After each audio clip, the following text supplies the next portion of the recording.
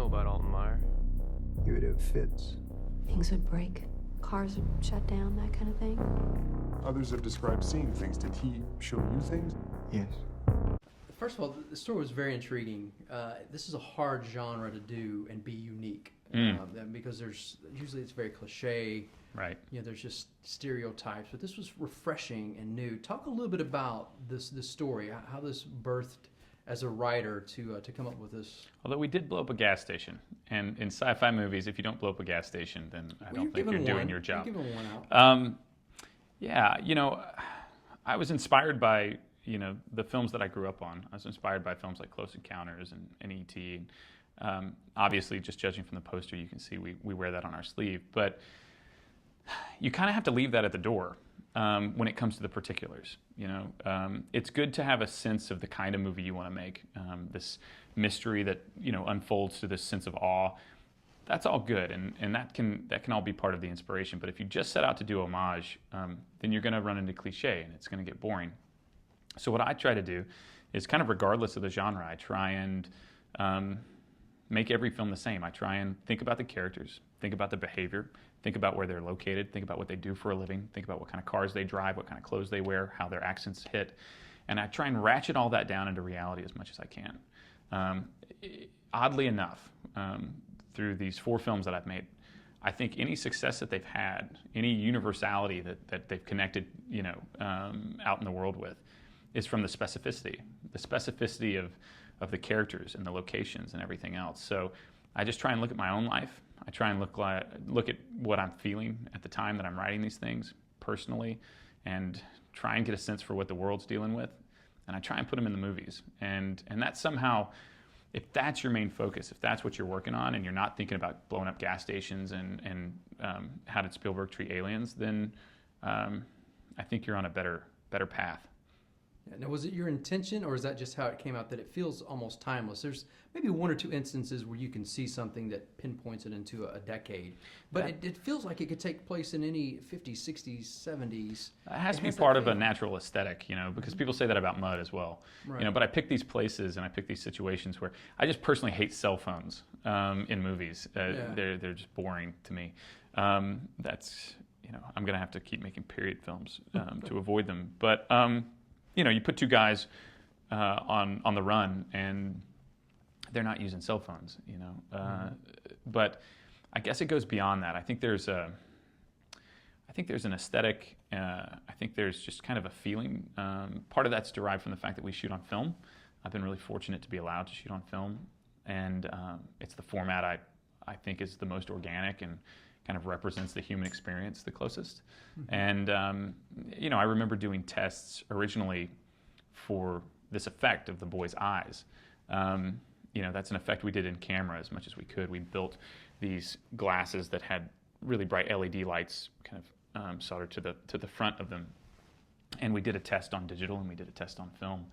And when we got the film test back, it just made it feel more realistic. And if you take that approach and apply it to all these different areas of filmmaking, like I've mentioned, wardrobe, set dressing, everything else, I don't know. It adds up to an aesthetic thought, and maybe that thought is somehow lodged in the 80s. Yeah. Now, because of your films, we've got to see the greatness of Michael Shannon. We really have. You two seem joined at the hip. Thank you. Is there a pro and a con to that? I mean, pro would obviously be as a director, you guys work seamlessly together. But as a writer, is there a con now that when you write, you have him in mind and it makes the characters not formulate, but almost like this could, do we see that character as a part of him coming from Take Shelter and all of that?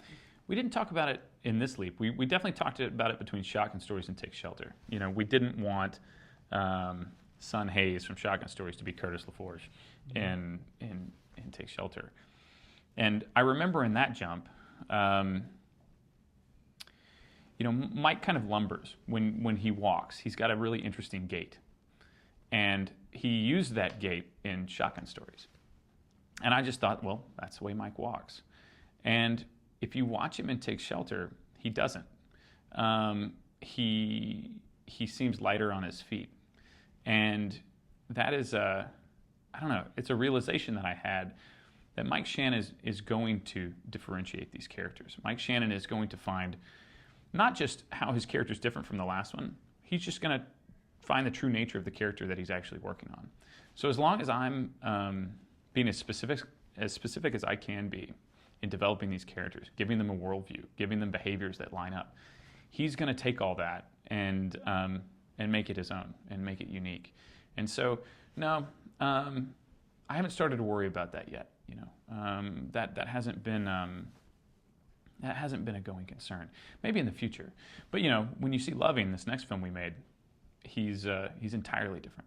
Right, which Joel's in as well. Yeah, Joel's the lead. You brought him into the group. Yeah, he's in the club now. Yeah.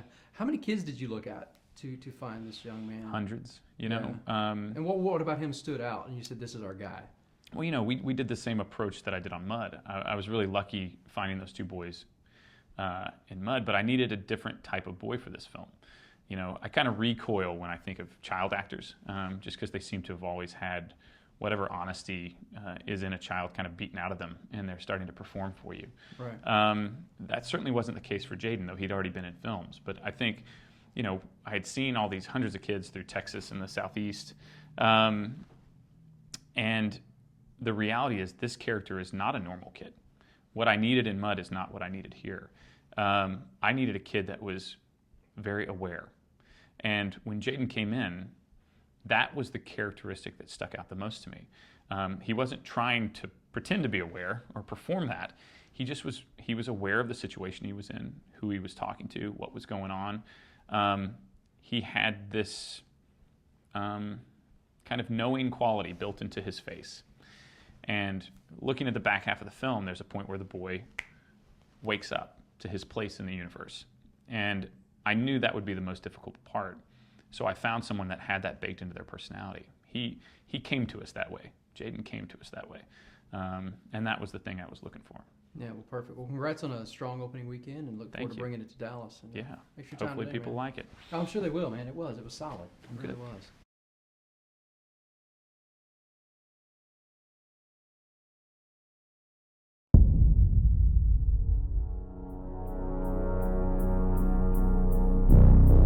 What do you know about Alton Meyer? He would have fits. Things would break. Cars would shut down, that kind of thing. Others have described seeing things. Did he show you things? Yes. What kinds of things? I wouldn't know where to start. We need to know where he is.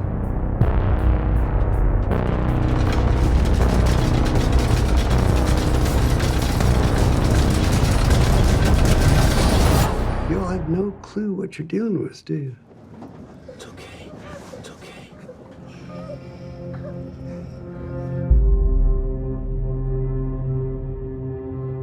Let's go! Move it! Move it! Move it!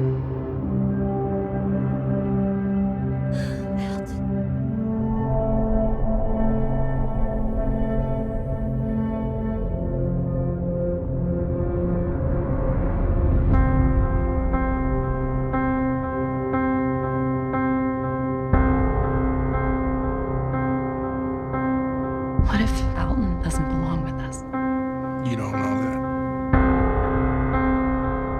That's remarkable. I know where they're going.